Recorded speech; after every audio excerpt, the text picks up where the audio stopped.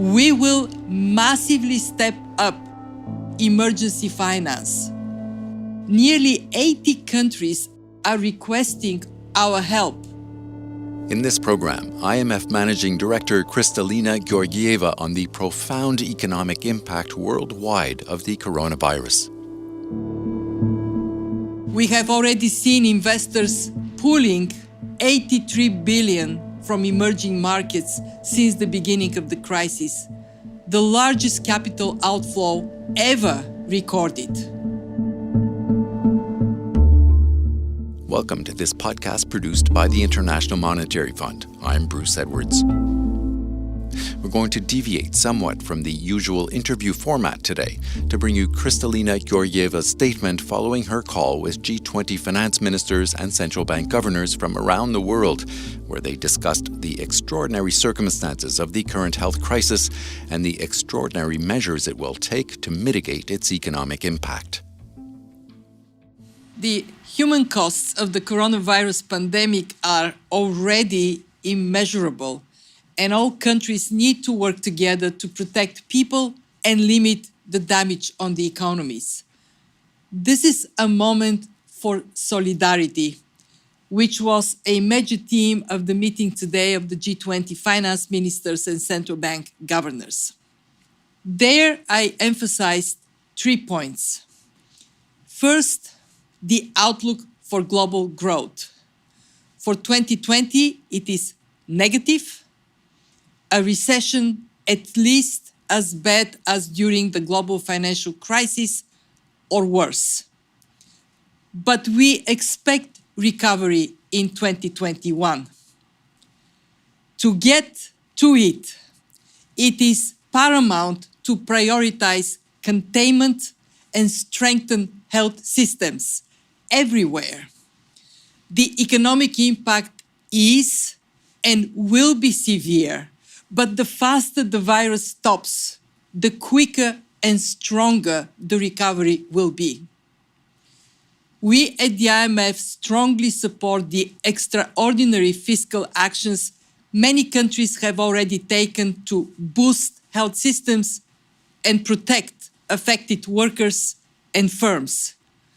We welcome the moves of major central banks to ease monetary policy. These are bold efforts, and they are not only in the interests of each individual country, but of the global economy as a whole. Even more will be needed, especially on the fiscal front.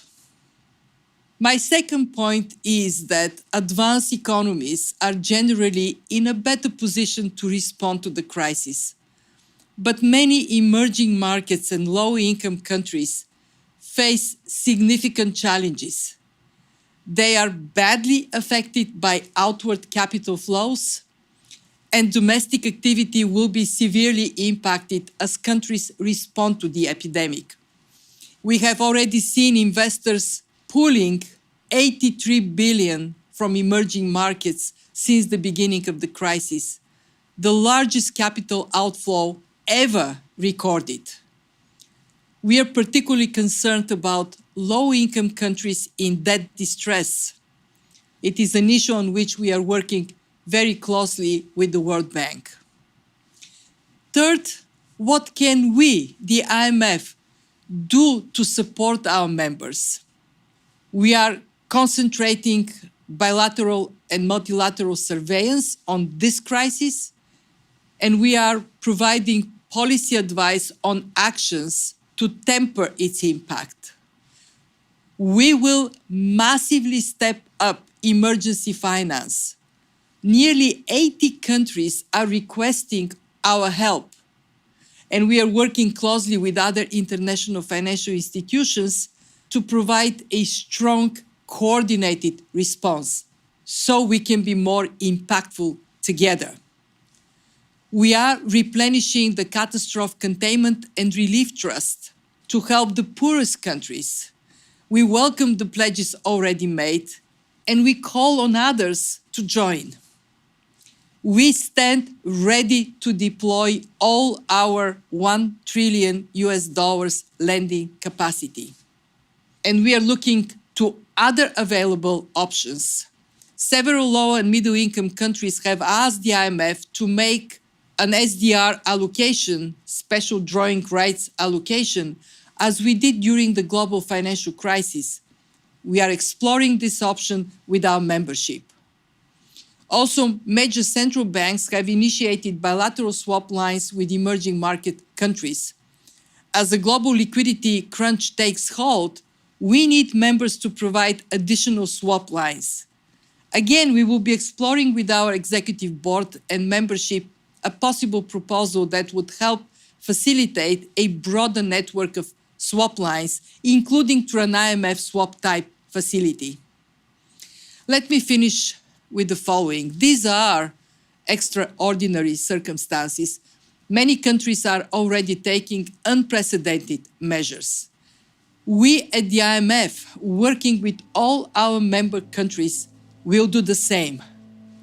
Let us stand together through this emergency to support all people across the world. Together, we can get through it.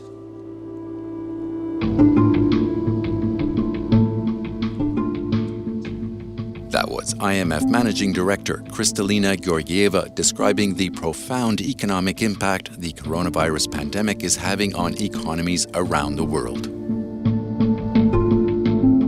Go to imf.org to find out more about how the IMF and its global partners are responding to the crisis.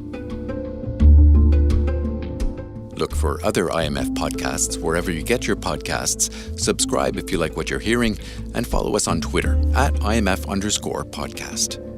Thanks for listening.